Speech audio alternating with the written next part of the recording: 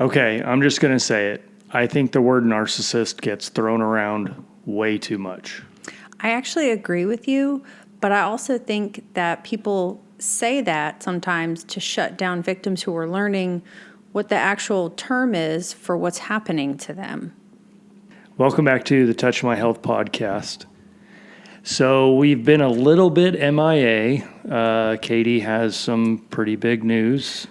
Well, it's not big news. I would say so.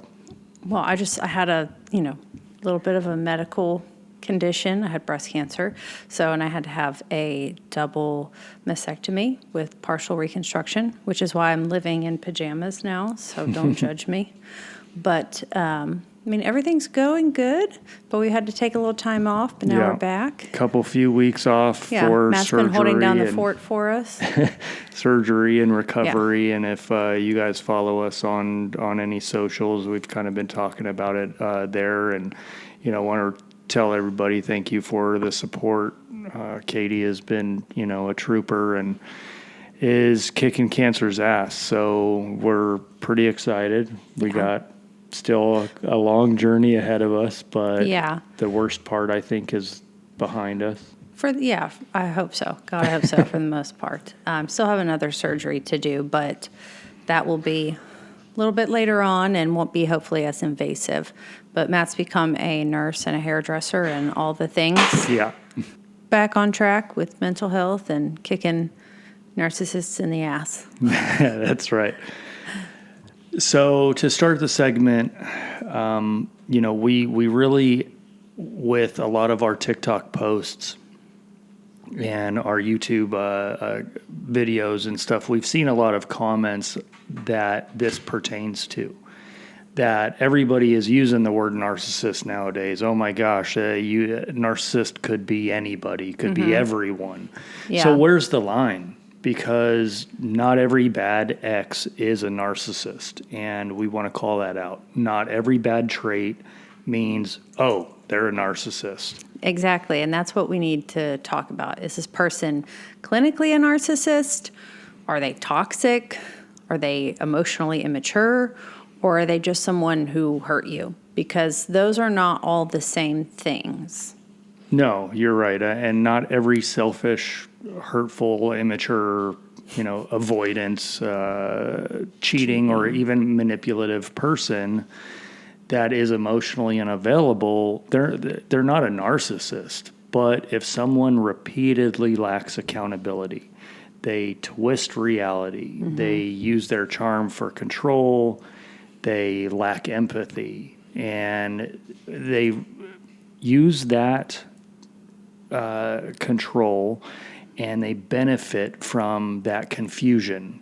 The label matters. That label of narcissist matters less than the pattern. Clinically, narcissist or narcissistic personality disorder is not just someone who is selfish, right? No. It is described as a pervasive pattern involving grandiosity or needing for admiration and lack of empathy.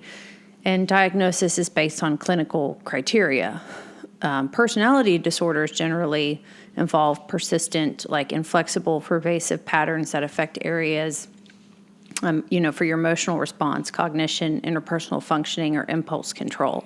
So they are different, and we'll kind of get into different segments on, first off, why people are saying the word's overused. How can we tell the difference?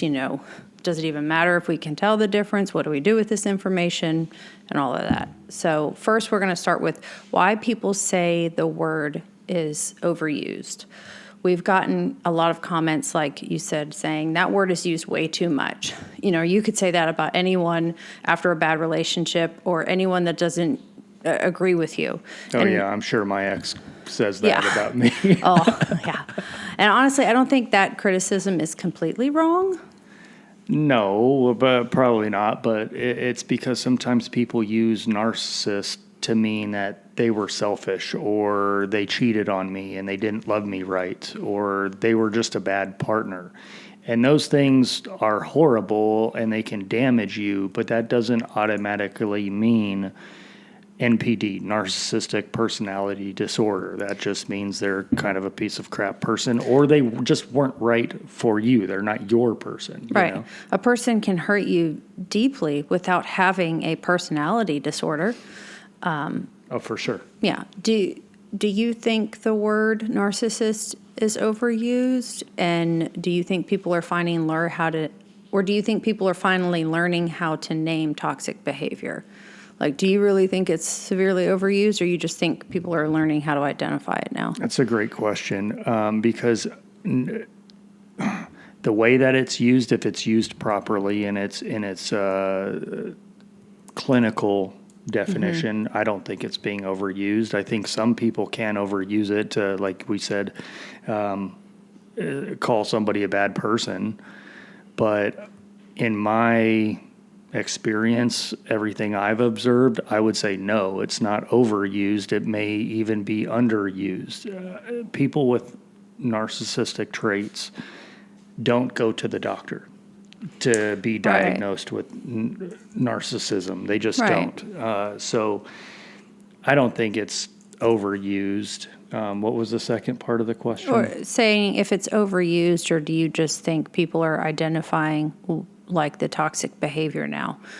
I think a lot of people are identifying the toxic behavior. I think they're being able to finally put a term and a word to define what they've been through and what they've seen from other people.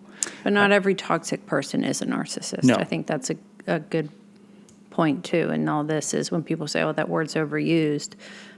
I mean, it could be. I just think that people pay more attention now than they did before. There's a lot more scrutiny and like people watching all over the interwebs and the internet and your life and everything, and more access to information that we didn't have before to label what these things are. Yep. I've said this before too, is I didn't know what a narcissist was prior to meeting you, to meeting you and us diving into what narcissism really is. I didn't know that my ex-wife had a lot of these narcissistic traits. Yeah, and she could just have the traits instead of like, not everyone who has the personality traits is a full-blown, has like the NPD disorder. Correct. I agree with that. That's kind of where like the next segment leads to too, is like defining the difference, right? Yeah, so let's define what that difference is without getting too technical and in the weeds. Right. So bad behavior, they did something hurtful, or they were dishonest or careless, or there's a toxic pattern. They repeatedly behave in ways that drain, confuse, or even destabilize you. They knock you off track, with their words. Right. And narcissistic traits are focused more on how they show you recurring entitlement. Lack of empathy is a big one. Superiority, manipulation, and the constant need for admiration. Those are a lot of the traits. And then when you get into the actual NPD, narcissistic personality disorder, that's where it's like a clinical diagnosis. It involves, like I said before, a bunch of pervasive patterns across different contexts, and not just something that we can label, from a TikTok or one argument or one bad relationship. Right. It's a sequence of events, and it's a pattern. Yeah. And it's estimated that there's only about 1% to 2% of the U.S. population that this affects. But, so people would say that the disorder itself is much less common than selfish or toxic behavior. I think that's accurate. However, the reason, think about the reason why that is because why? It's so low, because people with NPD don't think they have a problem. They're not the ones taking themselves to a doctor to get clinically diagnosed. Bingo. They think they're perfect. So that 1% to 2% often is the ones that are being referred to like a psychologist or psychiatric center and getting diagnosed either through like the judicial system because they got arrested for doing something horrible, or they've been sent there by someone else other than themselves that they can't avoid, getting out of. we even saw some comments where they were like, I think I might be this. I have a couple of the traits. And people were commenting saying, trust me, if you would not be asking this. You would not if be you, taking accountability. You wouldn't be of. self-reflecting and being like, maybe I do have a problem. Like, Yeah. I don't think it's you. So there are traits and people that maybe think they have it or have seen that maybe they act in one way. This is like you said, something that is pervasive. It is a bad pattern. And I think the manipulation part of it is the big piece. Manipulation with no remorse and no lack of empathy. Yes, because that is the part that really needs to be focused on, is you are manipulating another person and you have no empathy. You are manipulating them to do what you want. And it feeds your own admiration and own need. And yeah, you don't no care accountability. about what happens Right. to anyone else. Yep. And I think that is the real big piece, is that manipulation piece, because that is some pretty evil behavior, in my opinion, is manipulating somebody into doing what you want, for whatever reason. But it's that manipulation piece, I think, is the big difference. So basically what we're saying is not every toxic person is a narcissist. Right. But narcissistic traits can still be damaging, even if we don't know whether someone has the full-blown disorder. Right. And a toxic person can say things like, I'm sorry, I was wrong, I didn't realize that I hurt you, I need to work on myself, I need to work on things, I'm sorry, in the moment I got defensive, I'll try to do better. And they may be messy or immature, selfish, avoidant, all of those things, but they still have the capacity for reflection. Yeah. Big difference there. A big difference, because a narcissistic pattern often looks more like they rarely take real accountability. If ever. They only apologize to regain control. Yes. So they're only apologizing because they think they want to put the ball back in their court. They don't Manipulation. mean it. They twist the story until you feel like you're the problem. They punish you for having needs. Right. And use your vulnerability against you later on. They feel the need more to win than they need to understand. They care more about their image and how they're perceived than any kind of pain that you're going through. Oh, yeah. So it's You've really seen that firsthand. Yeah. It's really more about like pattern, entitlement, lack of empathy, no repair. Mm-hmm.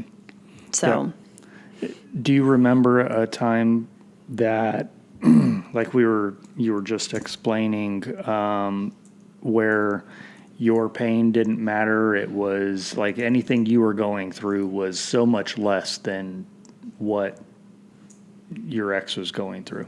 Which one? Pick I have one. more than one. I mean, some of those memories are so foggy now too. Like I can't remember specifics, but I do know that I can't imagine going through what I have been going through and what I just went through with cancer in any of those past situations, because that meant attention would have to be on me, care would have had to been focused on me, and some of those responsibilities that were day to day would have to be on the other person, and they would not be able to handle that, period. Because the focus and attention was not on them. Right, or it would have been like used in some way to feel sorry for me, look what I have to do and go through. Or just, like I think of my most recent ex-husband, he probably would have just passed everything off to his mother, Yeah. No accountability, no responsibility. No. Just everything would have, but he probably would have been like, talking to friends and family, oh my gosh, I have to do all these things. Yet meanwhile, probably he's not doing any of it and his mom is doing it. Yeah, that's what normally happened anyway. But I mean, and remember, narcissists and toxic, though, are not the same thing, right? Toxic is a broad word. Narcissist is that's a It's hard. It's a hard word, yeah. Say it 5 times fast. Narcissistic is more specific. Abuse is about behavior. NPD is a diagnosis. Those things can overlap, but they're not automatically all the same. Yeah, and you don't have to diagnose someone to decide if their behavior is unacceptable. Absolutely.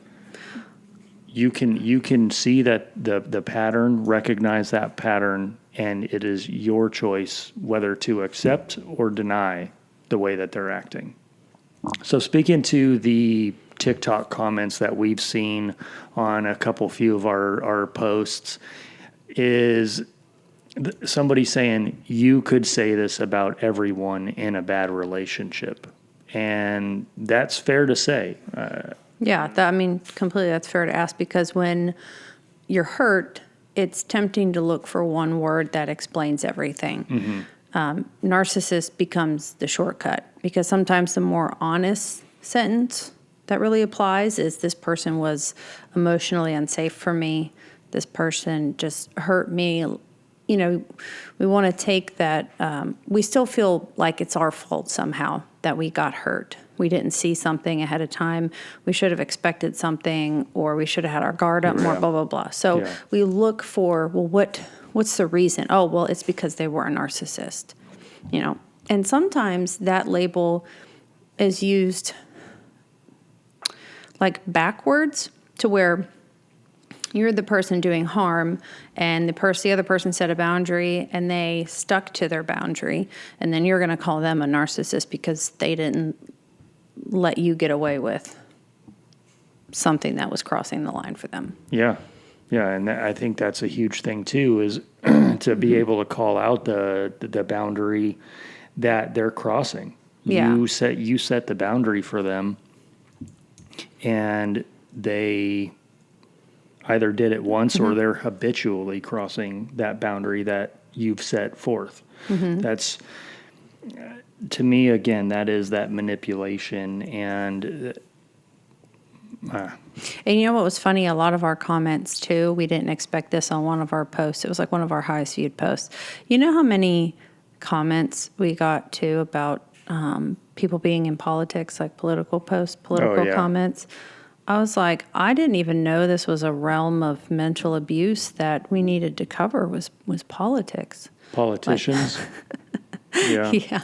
It makes sense when you think about what it takes and what you have to do to be a politician, and how many lies you have to tell, and how much manipulating you have to do, and a lack of empathy and remorse. And the ego stroking constantly that you need to, that admiration that you need every day to be told that you're the best. And there was also a comment talking about how it was all in our imagination. It doesn't exist. Narcissists don't exist. It's all in your imagination. And we're like, I'm sorry, what? I did a separate TikTok post for that.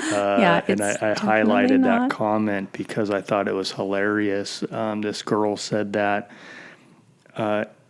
narcissistic personality disorder doesn't exist, and it's all in our head. I would respond with, clearly, you. Yeah. That's you. You. Dr. Ramani on YouTube is a doctor, and she specializes in narcissism and narcissistic personality disorders. Yeah. And narcissistic personality disorder. And I think she's going to tell you that it's not in your head. It's real. It exists. Yeah. It's not Santa Claus. Right. But we had a couple other people say the same thing, like, or something along the tune of like, well, sucks for you guys. I don't let people get to me that much. Or, I have, such a strong mind and such strong will that no one could ever hurt me like that. So it's only weak people basically get sucked into like a narcissistic, abusive behavior or relationship. How could you be a victim? Again, clearly, you kind of sound like you're. What is that? A little bit toxic. No. Could be narcissistic. Like that's you. You obviously, because clearly you don't think you have a problem. You think you're perfect. And I don't want it to sound like everybody who thinks they're perfect clearly is a narcissist, but And the way she said it. That was another female that said that? That's interesting. Yes. I mean, and that's another thing too. I mean, I couldn't tell you if there was more men or women commenting. I feel like there was pretty more, equal. but there was more women commenting who probably were agreeing with one of the posts we made, like who clearly had been hurt and can empathize and has been in those situations, versus men. There wasn't as many men commenting, being like, yeah, oh my gosh, I know. But it was a good mixture between both comments either way. Yeah. But I mean, at the end of the day, you don't need a diagnosis to leave, right? You don't need a clinical 100%. label to set a boundary. You don't need proof that they're a narcissist to say this relationship is bad for me. This relationship is damaging me. You don't have to have that. All right, so let's talk about why people use the word narcissist so much. And when someone has been gaslit or manipulated and dismissed, even cheated on or controlled, they've been emotionally toyed with. They're desperate for that definition. They're desperate to know why and who that person. What is this? What is this? Right. Who that person is or what they may be. They're not always trying to diagnose that person. Sometimes they're just trying to explain why they feel so crazy. Yeah, so the word becomes a container for the experience that they have endured. Yeah, and that's why I don't like when people immediately shame someone for using the word. Correct the language if you need to, but don't erase it. Don't erase their harm. They went through it, and you weren't there for it, but we can be more accurate without being dismissive. Yeah, I love that. Like, why do you think people are using the word so much more now than ever before? Well, I would say because, like you just said, they're trying to find the language and the terminology and the words to figure out what happened to them. Why did this happen? And I think the reason why people are using the word so much more now is because they have access to more information too. We have so much more. We have access to a lot more information that wasn't available to us probably, It's 20 years ago versus now. And everybody's life's on the internet. Right. And it's not only the information, it's people are able to talk about their experience with other people across the globe. I mean, we have followers in different countries. We're able to reach people now in different countries going through the same thing. If we follow the same person, I can now hear about your experience where, obviously before social media and that, you didn't. Yeah. And I think there's a lot more access to people and people being able to share their stories. And there's so much more focus on mental health now, which is an amazing thing that people are okay, including myself, talking about it and sharing their story. And I love that. And I think, I'd agree. The shift into really focusing on our mental health as a whole has shifted in like a much more positive direction. Whereas back in the day, I don't want to offend anyone as to what their back in the day is, but many moons ago, we didn't really talk about mental health. It was very much just shut up and suck it up and get over it kind of thing. And I think bad habits and bad personalities were formed in that time. And that's kind of like we've had like a domino effect.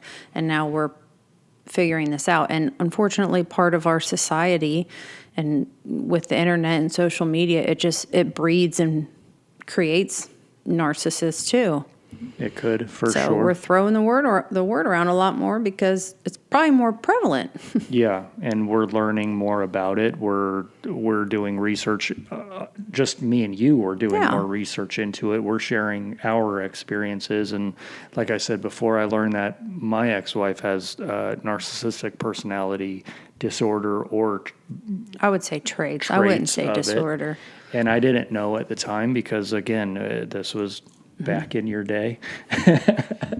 I still say the 80s was 20 years ago, but whatever. Right. Back in the day when I didn't know anything about what that means, what that word meant. And now being able to define some of her behavior makes it make sense. Right. You Rather don't feel than so crazy. I don't feel crazy anymore. I'm not just like, oh yeah, she's just a bitch and that's all it is. It's not that. Yeah. There's actual definitive language now giving me clarity into those moments.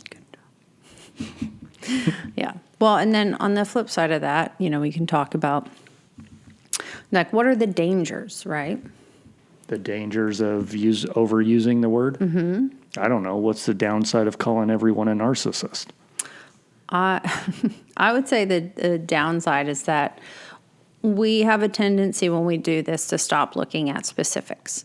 Mm-hmm. So we stop asking what happened, what pattern repeated, what did they do when confronted? Did they repair? Did they take accountability? Did they respect boundaries? Yep. When every bad ex is a narcissist, that word starts losing meaning.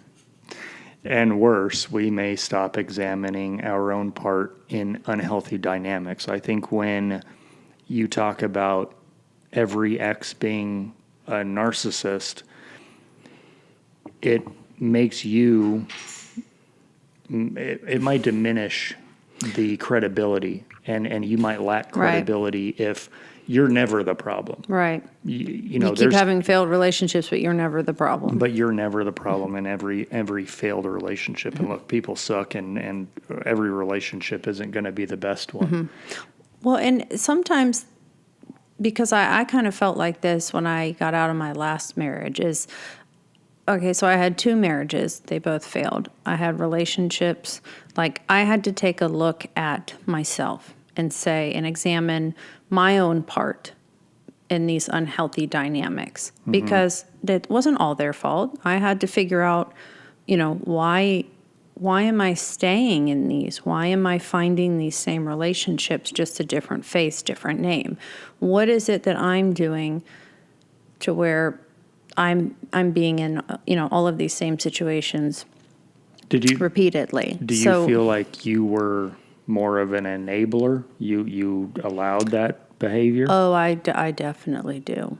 Okay. For sure. I was definitely an enabler because I'm a very passive person. I'm not confrontational. I'm very easy peasy, go with the flow. It takes a lot to really upset me and piss me off. I do have certain things that, like, I can get there pretty fast, but in general, I consider myself a very nonchalant person. But I definitely can see myself and saw myself as being an enabler to bad behavior because I didn't set boundaries and stick to them. So if you don't stick to a boundary and you're not like, look, this is a hard line, draw a line in the sand, you can't cross it. And when they cross it, you just keep blurring it back and drawing a new one, then they know they don't take you seriously. Yeah. And you enable that bad behavior. They know that you're going to come back no matter what because you allow them to. Because you allow them to cross the boundary, and then there's no repercussion to their actions. There's no consequence when they do it. So they're going to continually push you. Yeah. And walk all over you, really. And that's the control and that's the manipulation. Is they're going to do it just to push your buttons and manipulate you.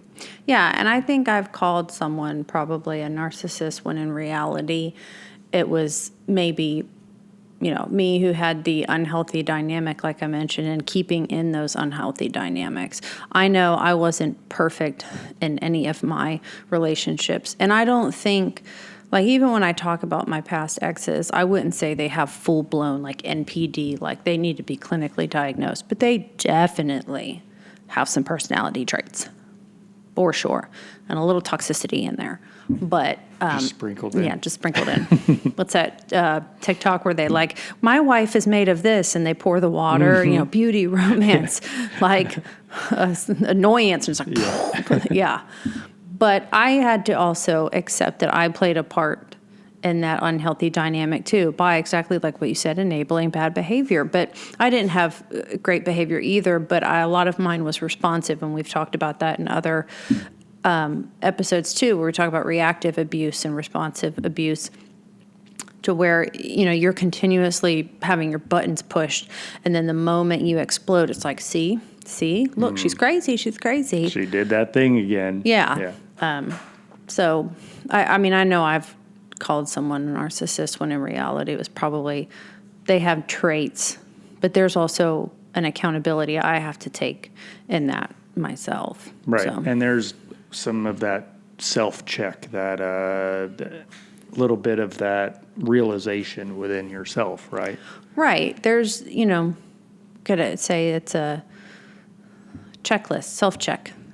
Before you call someone a narcissist, ask these questions. Was this a one-time hurtful behavior, or is this a repeated pattern? When I brought it up, did they care about my pain or only defend themselves? Did they change, or did they just temporarily behave better? Were we good for 2 weeks and then all of a sudden we started going into the same old bullshit? Right back to it, yep. Did I feel confused more than I felt understood? Did they use apology as repair or as a reset button? Which that whole apology for repair or reset button, that's when I say, like, they only apologize to kind of regain the control. Oh, yeah. Put the ball back in their court. They know that they have to say sorry to get you back to where they want you to be. And there's no accountability behind that. Sorry. I'm sorry. Yeah. And there's no, real empathy. There's nothing behind that. Or there's I'm sorry and oh my God, and there's tears and it's manipulation. Oh, alligator tears. Yeah.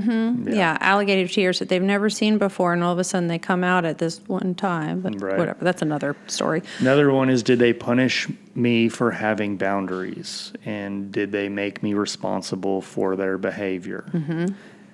Did they care more about being seen as good than actually being good to me? Yeah. If you answered yes to any of these or most of those, maybe the exact label matters less than the reality that this relationship was not safe. With all that being said, I still think people need to be careful, because calling someone publicly a narcissist is a big claim, and there can be repercussions in that. Yeah, I agree, but I also think people are allowed to describe narcissistic behavior without being licensed psychologists, right? I think people are allowed to describe a behavior that they're seeing or experiencing without having an MD or a, Sure. Sure, but where is the degree. responsibility? Well, the responsibility is saying, I'm not diagnosing this person. Okay. I'm describing a pattern. That's the difference. I'm describing how this pattern makes me feel, what I've went through, and all of this has led me to believe, based on X, Y, and Z, that I think this person is this. Right. Like I said, big claim. Yeah.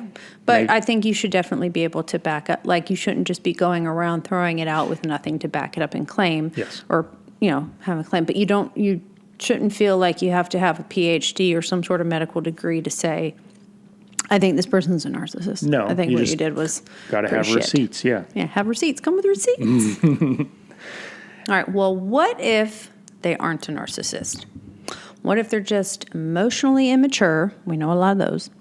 Avoidant, selfish, addicted, insecure, controlling, or just deeply wounded themselves, right? Okay, so all of that, but does that change what they did? No, it doesn't. And Okay. it doesn't mean you have to stay either. It doesn't change, doesn't mean you have to stay. No, I agree with that. The label may explain the behavior, but it doesn't excuse the behavior. Ooh, that's good. Say that again. The label may explain the behavior, but it does not excuse the behavior.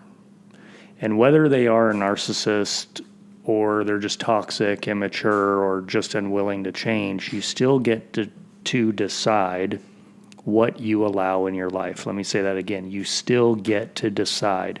You are the CEO of your life. You allow what you want in your life.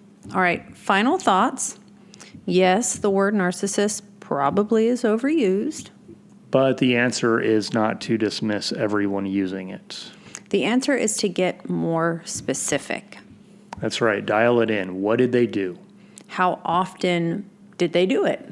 Yep. And what happened when you confronted them? How did they take you confronting them? Yeah. Did they repair or did they punish you? And did the relationship make you feel safe or make you feel small? You don't need to win the diagnosis debate to trust your experience and trust your instincts. That's big. Stop trying to prove what they are. Start paying attention to what they do. Those actions matter and the patterns matter. Thank you for coming to our TED Talk. Holler. Well, hopefully this helped break down the word narcissist in a way that helps kind of evaluate how it's being used, how much it's being used, and if it's, I guess, being used maybe accurately in those instances, but to also remind you that you don't need a label or a definition in a clinical diagnosis to leave a bad situation. If you're in an abusive relationship, remember that there's plenty of help out there for you to get out of that situation. And our inboxes are always open. Yep. If you liked this, hit like and subscribe to our YouTube channel. We also are on TikTok and Instagram. Like and follow us there, and we'll see you on the next one. Okay, bye. Okay, bye.